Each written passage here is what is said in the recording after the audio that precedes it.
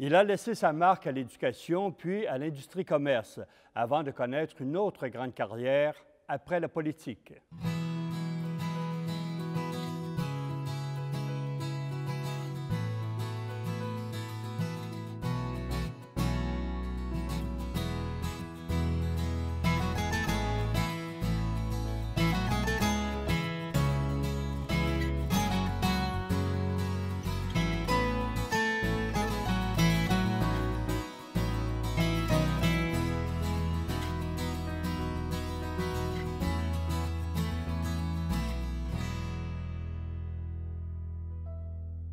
Bonjour, M. Saint-Pierre. Bonjour. Votre deuxième élection, celle de 73, arrive un peu plus tôt que prévu. Est-ce que vous étiez d'accord à ce que les élections se fassent à ce moment-là? Non, je me rappelle, on avait eu, ça doit être traditionnel, M. Bourassa avait convoqué un caucus. Et puis, je me rappelle que moi et d'autres, je me rappelle M. Lallier, peut-être même M. Lallier, d'autres qui se représentaient encore, avaient exprimé un peu une réserve parce que ça faisait un peu plus de 3 ans qu'on était élus, puis on ne comprenait pas pourquoi il fallait aller en élection. M. Bourassa peut-être anticipait des problèmes économiques plus tard, puis trouvait que c'était mieux de faire l'élection maintenant. Évidemment, l'élection de 1973, comme vous en rappelez, avait été un très grand succès. Je pense 102 sur 110, 102 sur 109, là, quelque chose comme ça. Alors, c'est pour ça que j'ai eu d'ailleurs les mêmes réactions en 1976. En 1976, je trouvais, en déclenchant l'élection, que c'était un peu près des règlements qu'il y avait eu dans le secteur public. Les choses avaient été signées, mais les gens n'avaient pas touché l'argent encore. Et personnellement, j'aurais attendu un peu. Mais comme M. Bourassa ne s'était pas trompé en 1973, je n'étais pas pour dire vous êtes trompé en 1973. Il avait eu raison en 1973. En 1973, là, le résultat de 102 députés, est-ce que vous aviez prévu, est-ce que c'était devenu une campagne très facile pour vous? Bien, ça s'annonçait bien. Je ne me rappelle pas tous les facteurs qui ont pu jouer. Pour moi, dans mon comté, c'était quand même pour moi un nouveau. Il y avait la moitié de mon comté qui était nouveau. J'ai hérité à l'époque de, si ma maman me sert bien, de Varennes, de Boucherville, qui était quand même une ville très considérable, et également de Richelieu, qui était l'autre côté de la ville de Chambly, Saint-Mathias également. Donc, il y avait de nouvelles communautés, mais ça a bien été, et puis l'élection s'est bien déroulée. Mais, vous savez, une élection, c'est toujours une élection. C'est jamais les résultats tant qu'on n'a pas compté le dernier vote. Ce deuxième mandat-là a été plus ardu pour le gouvernement Bourassa, c'est le moins qu'on puisse dire. Est-ce que ça l'a été aussi difficile pour vous à l'industrie-commerce? Et tourisme, il ne faut pas l'oublier non plus. Tourisme. Bien, je dois dire que après 1973, je n'étais plus au tourisme. C'était M. Simard qui avait pris... D'ailleurs, je pense qu'au début, M. Bourassa, en 1972, en février, lorsqu'il m'a nommé à l'industrie-commerce, avait nommé ministre d'État en me demandant de surveiller un peu le travail de son beau-frère, qui était plus jeune que nous, mais qui était quand même très compétent. Alors, après 1973, M. Simard était ministre du Tourisme, Chasse et Pêche, et moi, j'avais uniquement l'industrie-commerce. Il faut dire que l'industrie-commerce, à l'époque, il y avait quand même aussi la SGF qui relevait de moi, qui avait et également, alors, la SDI avec M. Saunier, qui avait une société de développement industriel, qui était très impliquée dans le développement économique. Le souvenir que j'en ai, c'est de 1973 à 1976. On était très occupés, mais il y avait plusieurs projets qui marchaient. Vous savez, un des souvenirs que j'ai dans ça, et je suis certain que les gens peuvent l'apprécier, c'est souvent les décisions ne sont jamais prises, même aujourd'hui, par des ordinateurs. À la fin, c'est des hommes qui portent jugement, ils ont des conseillers qui leur donnent toutes sortes de rapports substantiels, mais finalement, à la fin, il y a un homme qui a une influence, ou c'est un conseil d'administration, pour dire oui, on va investir 300 millions au Québec ou 600 millions au Québec. Et je me rappelle une fois pour un projet très précis qui était substantiel. Le type m'avait dit, nous, on est bien convaincus qu'il faut venir au Québec. Mais il dit, si vous voulez, Monsieur le ministre, vous allez venir, c'était, je me rappelle bien, dans Caroline du Nord. Vous allez venir dans Caroline du Nord. Le président de notre conseil d'administration va être à côté de vous. Puis c'est lui qui est l'homme clé dans cette décision-là. Suivant l'impression que vous allez lui donner, il va dire oui ou il va dire non. Alors, vous allez là, puis savez, vous pensez aux 500 emplois dans une localité donnée. personne ne fait des prières ce soir-là, puis je ne leur demande pas d'en faire, mais un peu le dynamisme de la collectivité va un peu dépendre de l'impression que moi je peux donner comme ministre.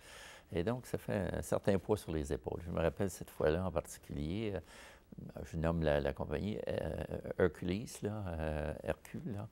Je pense que c'était de mémoire, c'était un investissement soit à Bécancour, très important, ou bien donc à Varennes, j'oublie peut-être. Je crois que c'était à Varennes.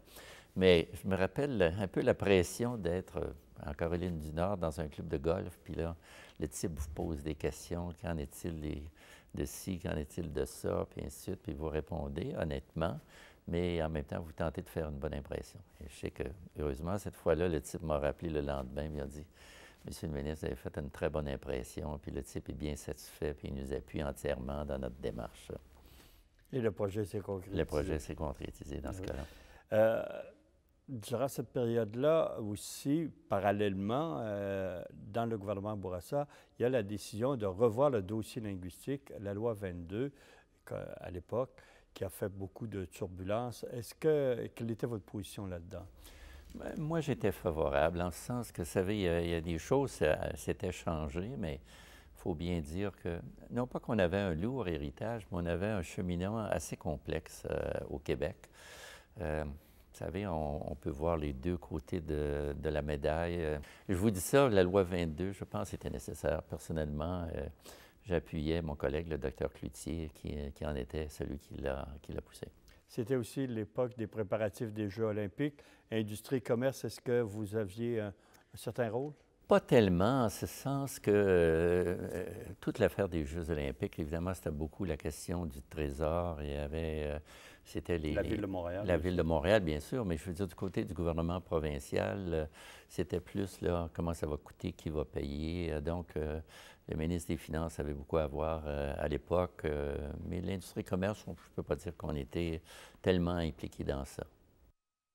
Élections de 76, vous en avez fait un peu allusion. Les élections de 76, est-ce que là, c'était difficile, particulièrement avec ce deuxième mandat plus ardu? Bien, là, dans mon comté, c'était plus difficile. Autant j'avais, je pense, jusqu'en quelques mois avant l'élection de 1976, de bonnes relations avec la communauté anglophone du comté, qui était quand même assez importante, hein, à Saint-Bruno, à Boucherville. Bon, il y avait des anglophones dans ça. À Chambly, il y en avait beaucoup. Là, si vous vous rappelez, quelques mois avant l'élection de 1976, le chef de l'Union nationale, M. Rodrigue Biron, avait proposé de revenir en arrière, de donner tous les droits aux anglophones. Et là, je vais vous conter, puis d'ailleurs, c'est la petite histoire. Là, je voyais que du côté des anglophones, je les perdais, là, parce que moi, je n'étais pas capable de renier la loi 22, puis je n'aurais pas voulu le faire. Mais M. Biron promettait beaucoup de mesures pour satisfaire les anglophones. Mais je me rappelle que j'étais tellement convaincu que l'Union nationale ne pouvait pas entrer dans le comté de Chambly, que je connaissais quelqu'un dans l'organisation de l'Union nationale. J'ai pris le téléphone et j'ai dit, écoutez, je ne pense pas que vous allez être capable de me battre dans le comté de Chambly. Essayez pas d'envoyer un candidat de prestige. Et le type, que je n'aimerais pas, m'avait répondu, il dit, écoute, il dit, Guy, es-tu capable de nous trouver? Il dit, tu as raison, Chambly n'est pas un des comtés qu'on espère d'obtenir. Es-tu capable de nous trouver quelqu'un qui voudrait être candidat de l'Union nationale dans Chambly? Ce qu'on appelait à l'époque un poteau. Un poteau, c'est à peu près ça. Bien là, j'y ai pensé un peu, puis j'ai trouvé mon poteau. C'était le fils du ministre Barry, qui avait été ministre de l'Agriculture dans le temps de Maurice Duplessis, qui était mon organisateur dans une partie de mon comté, qui ne disait pas un mot d'anglais. Et je lui ai dit, écoute, tu vas me rendre service, pourrais-tu devenir le candidat de l'Union nationale? Voici, un tel va t'appeler, ça ferait mon affaire. Tellement que si on regarde les dépliants publicitaires de ma campagne de 1976, vous savez, dans ces campagnes, ceux qui s'occupent de votre publicité mettent toutes sortes de photos ensemble, des petites, là.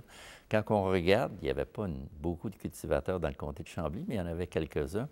Il y a une photo où je suis prise, une photo prise où je suis dans un étable, puis le type qui est en arrière de la vache, c'est mon organisateur à l'époque, qui était M. Barré, mais qui est devenu par après le candidat de l'Union nationale.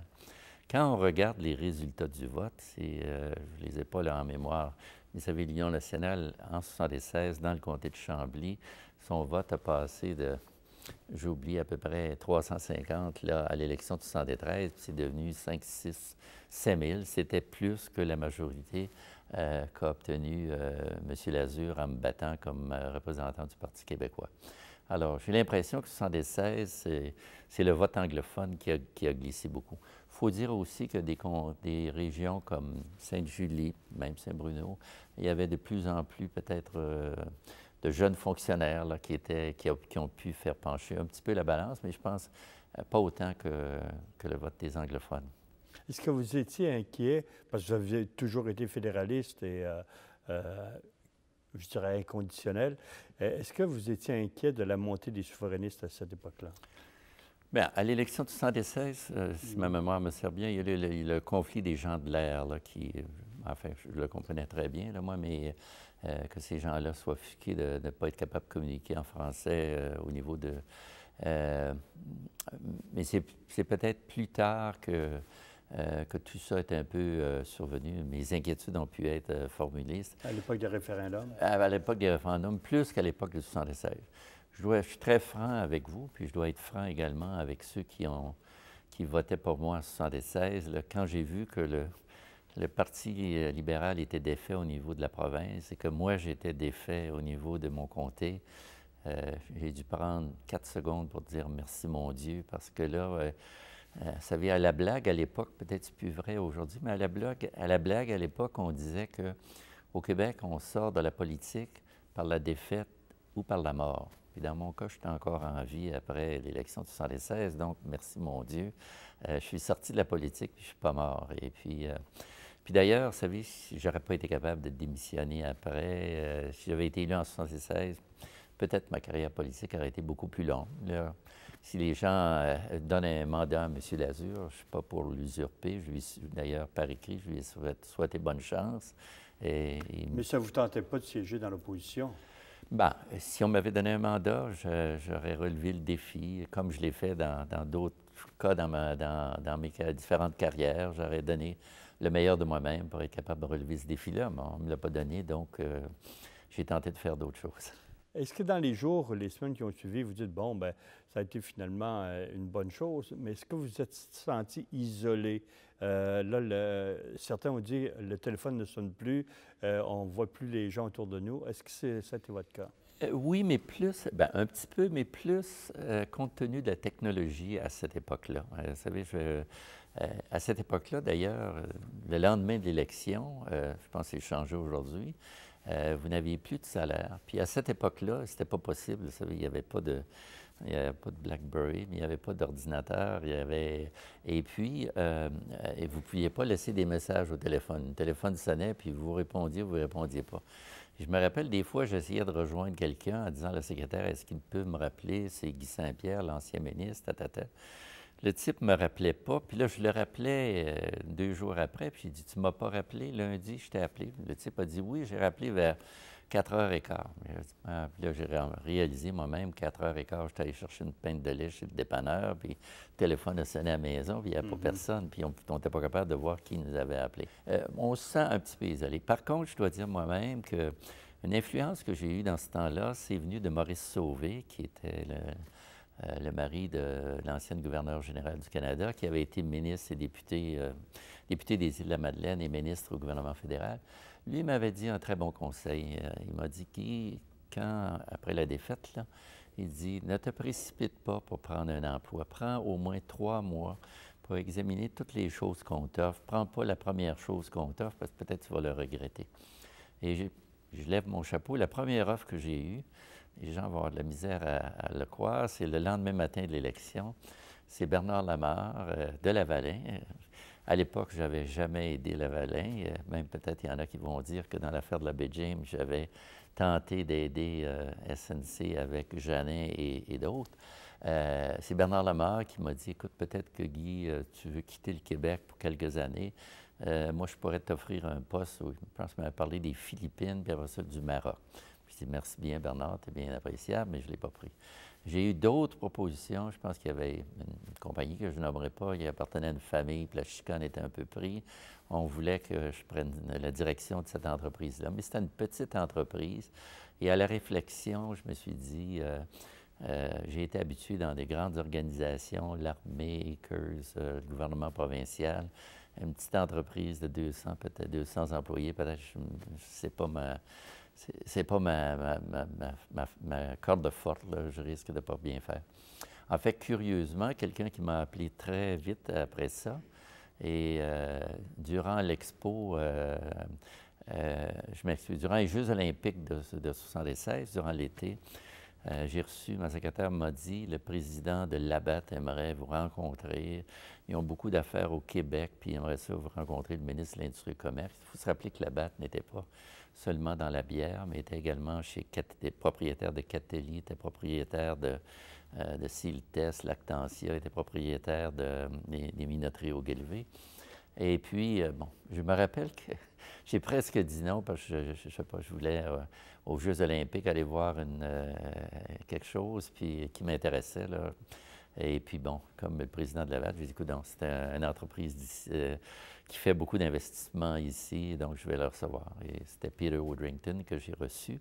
Et lui aussi m'a fait une offre très rapidement après l'élection, que j'ai reportée un peu, mais que finalement j'ai accepté vers la mi-février 1977. Et j'ai commencé à travailler très vite comme président et chef de la direction des minoteries au Guelvé, pour être au début comme adjoint au président de Labatt et après ça avec au Guelvé. Est-ce qu'à ce moment-là, dans votre esprit, c'était fini à tout jamais la politique? Non, je ne pense pas que j'étais aussi catégorique que ça. Vous savez une défaite, les gens ne vous donnent pas un mandat, il faut que vous gagniez votre vie. Vous avez 3 enfants, vous avez une femme, une maison. Donc, non, on va dire qu'est-ce qu'on peut faire. Puis, et heureusement pour moi, en général, dans la vie, j'ai eu plusieurs carrières différentes. C'est presque pour moi comme lire un livre. Je finis un chapitre, puis là, j'en ai un nouveau à ouvrir, puis là, j'essaye pas de retourner des pages en arrière pour dire comment c'était agréable, les pages en arrière. Je veux voir la continuation.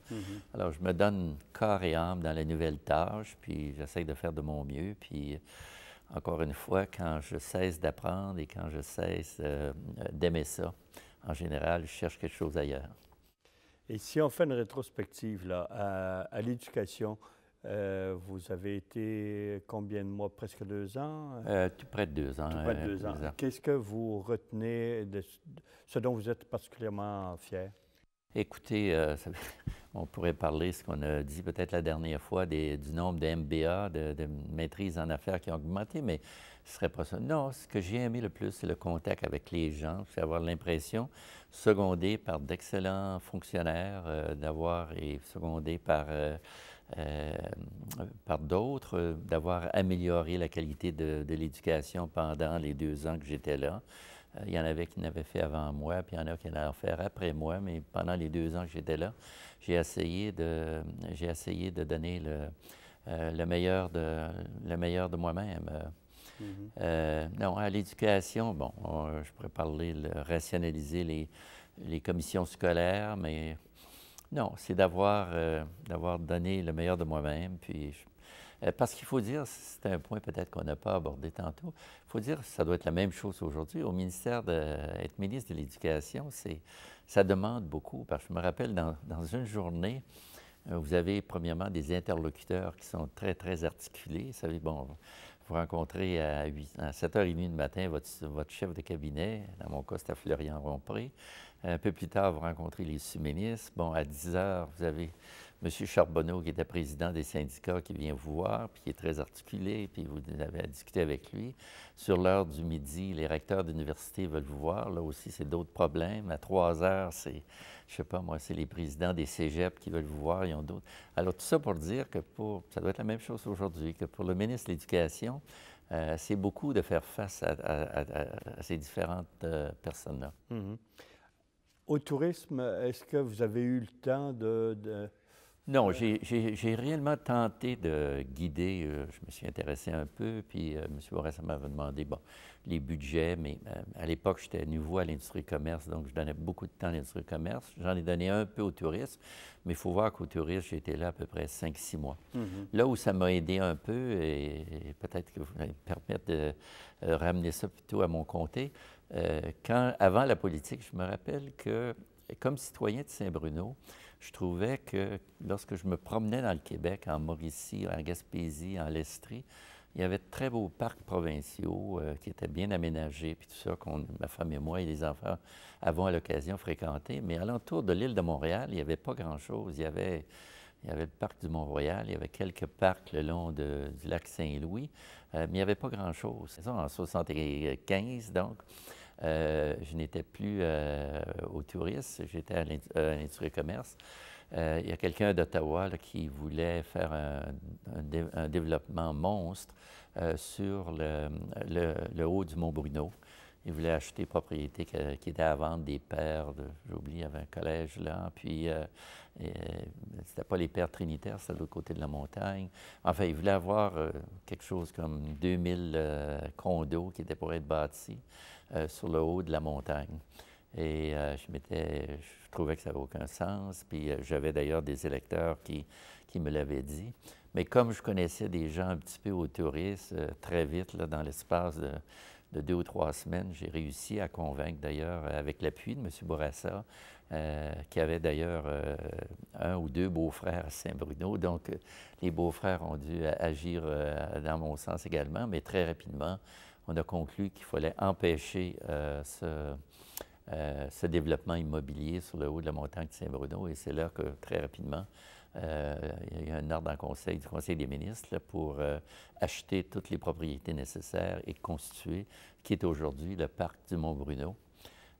Tous les échos que j'en ai, c'est qu'il y a bien des gens qui aiment ça, se promener dans le parc du Mont-Bruno. C'est mieux dans leur esprit que des condos. Je pense que oui. Oui. À l'industrie-commerce, là, vous avez été un peu plus longtemps.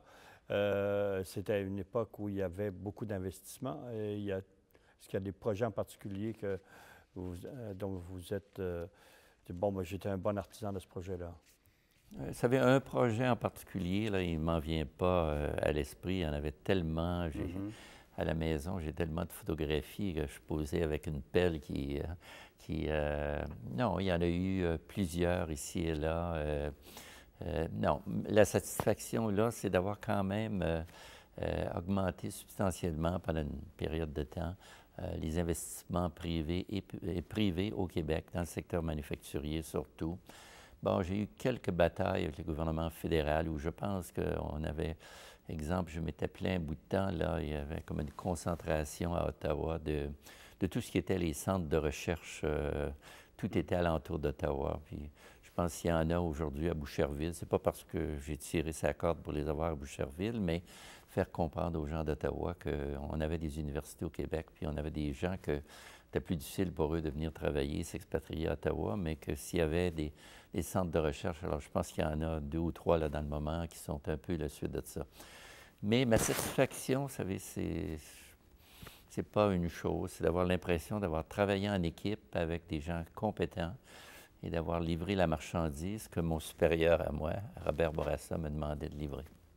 En 1978, là, le Parti libéral, M. Bourassa avait démissionné et il y a une course au leadership entre M. Ryan et M. Garneau.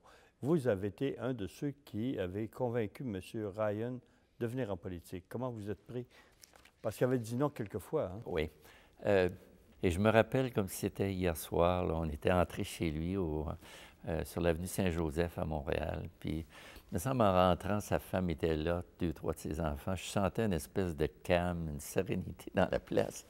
Et nous, on rentrait pour lui dire, vous devriez entrer en politique. Alors, tout ça pour dire qu'on est allé convaincre M. Ryan. À l'époque, je ne pense pas que M. Garneau avait, on le mentionnait son nom, comme peut-être on a mentionné le mien, mais alors on a convaincu M. Ryan, il a embarqué. J'étais d'ailleurs président de son comité d'organisation. Il m'a demandé de faire ça, puis j'ai travaillé le mieux possible. J'avais quand même un emploi qui ne me permettait pas d'être à plein temps, mais je me rappelle des réunions à Drummondville, ailleurs, où on tentait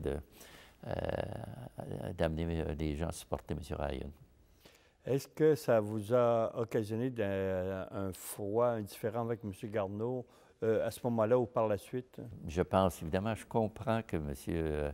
Garneau a pu être blessé par après. Je sais qu'après les résultats du vote, on s'est croisés.